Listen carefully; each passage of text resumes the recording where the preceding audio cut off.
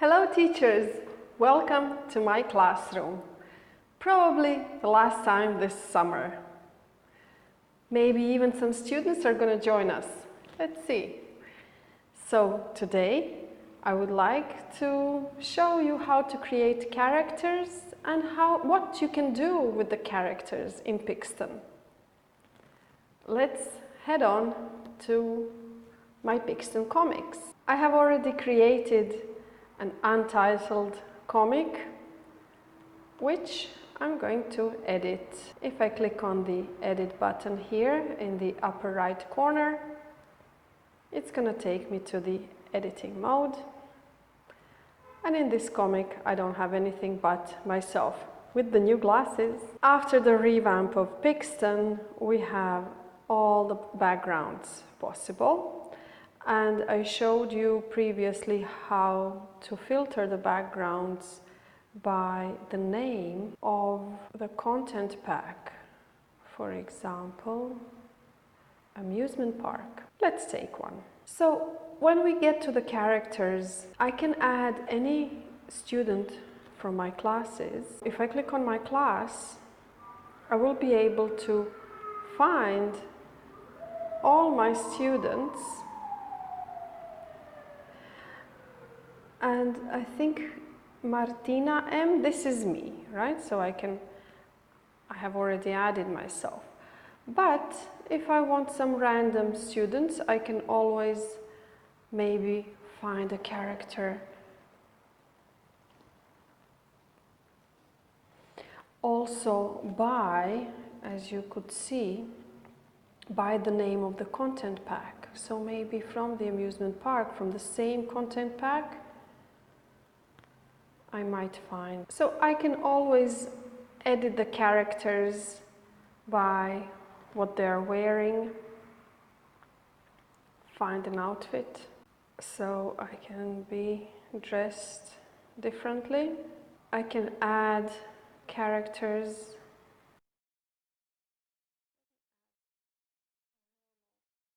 So I can choose a different color and the hairstyle.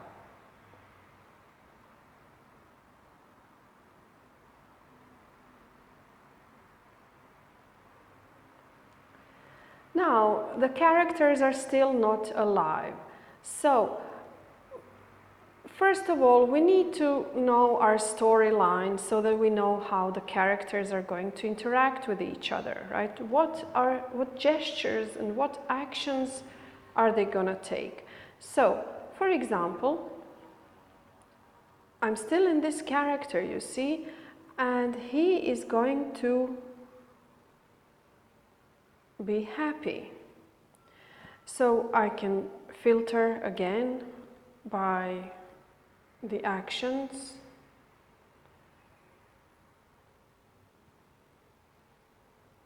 So here he is going to attempt to scare this little costume person.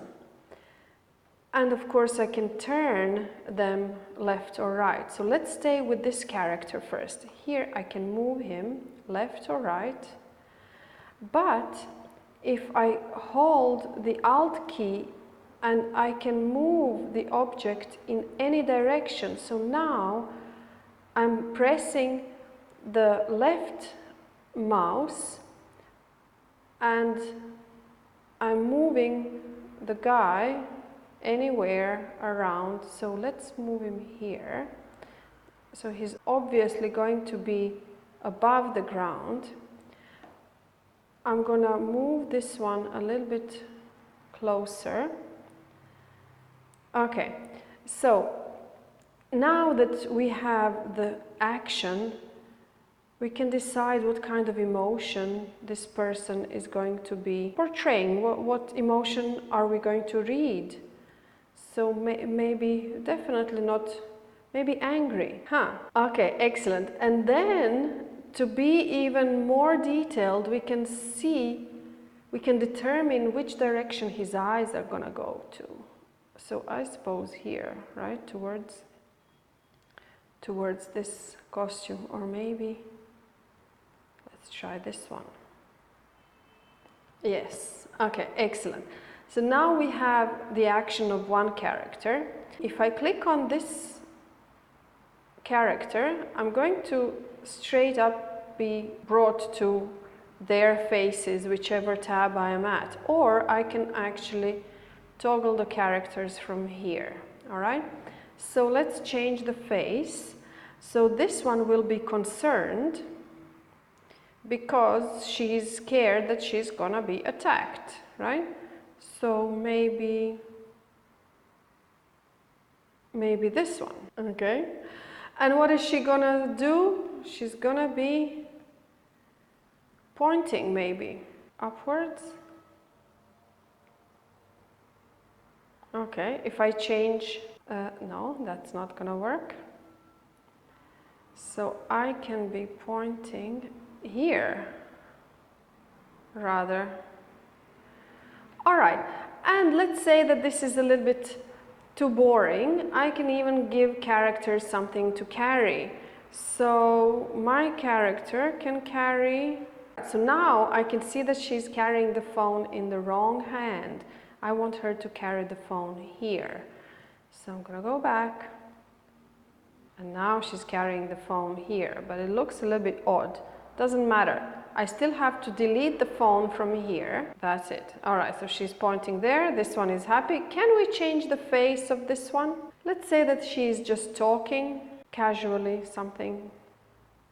All right, cool. Can we change the face? It's gonna be the same because it's a costume. All right, so let's say that this is the first scene. So now if I add a panel, it's going to duplicate exactly the same situation. But now the characters are not going to be in the same position. If I want them to have the same position, I will want to duplicate. And now you can see that the first and the second are the same. The third one is the same scene, but just the default actions. I'm even holding this thing in my hand. Let's just quickly add the words. I'm going to shout, look out, but you see, if I'm shouting, my face needs to change. Probably like this. Going back to words, the little costume can say blah, blah, blah. She's just saying, but the attacker is going to be thinking. Okay, so now I can actually move the bubbles, also holding the Alt key. Okay, now you can see the situation much better. All right, so if there is too much text, it's going to be put in the round rectangular shapes, and there's not going to be much difference between the speaking and the thinking. But here you can clearly see the difference. All right, so that's one thing with the words, and of course we can add the captions up, down, or in the middle. Apart from just having the scene like this, I want to show you what you can do with the focus here. Not only can they be a little bit closer, but you can make it dramatic. For example, when you have the confrontation, you can choose any of these. So for example, here you have two characters in the front, facing the front, and one. So my character here, you can see it from the back. Or through the legs, or maybe all three of them. This is a nice transition. This one is also, one is back and two are front. All right, so for example, can you guess the character? If you are creating a game, you can also use this feature to guess who it is. For example, we can use all the students from the classroom, and then who is it? Who is it? You can use this feature as well. As an introduction, we can use this first location. It's kind of a setting, and then you get into the more detailed backgrounds. So I suppose one day at the park here would have to go the caption of the first panel. Now you know how to add characters, how to give them actions, how to change the faces, how to put something in their hands, and how to change the focus so that you add drama to the scene. However, I would like to show you this as well.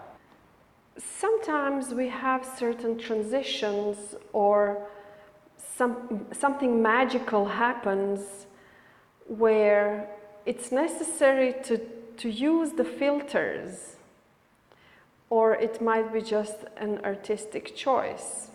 These can add a little bit more oomph to your story. And I don't want to use the filter here, but I want to use something else. In the captions, you can say something happened and then everything got dark. The change, I told you about the weather effects at the beginning, but these here, this little spiral and the filter, they can add to the story without many words. So you can see that this going from here, and then something happens, so maybe I can change what the characters are doing, and then all of a sudden it's a little bit dark. Of course, I can add a panel here and probably put it up here, and then give it some kind of onomatopoeia. Pop, crash, crack, whoosh. All right? So here my character would have to do something, and then I can move the pop again with just holding onto it with the right click on the mouse. And then from here I would obviously have to remove the filter. Okay? And maybe I can make it a little bit darker, just so that we know that there's something going on. I showed you quickly how to choose the characters, how to filter them out with the hashtag, or how to maybe just filter them with the existing filters. How to change the skin tones and maybe some other colors, and how to change their hairstyle. I showed you how to use the focus to make the scene a little bit more dramatic, or maybe to introduce the scene as the location. I showed you how to use the speech, the thought, the whispering, and the shouting, as well as the captions. I showed you how to move the characters around anywhere on the panel, how to choose the faces according to the emotions and the eyes, and of course the actions, how to hold something in their hands, or maybe even have some weird thing happening around the character, some kind of magic going on. And I showed you how to use the filters and the onomatopoeias, as well as the special kinds of backgrounds to add more description to your story. I hope this was useful and that you will start playing with all the possibilities in Pixton, and perhaps use it not only for just comic books, but also for some other teaching materials, such as quizzes, scavenger hunts, even for the tests. Continue learning. If you have any questions, feel free to ask, and see you in the next school year. See you in the next video.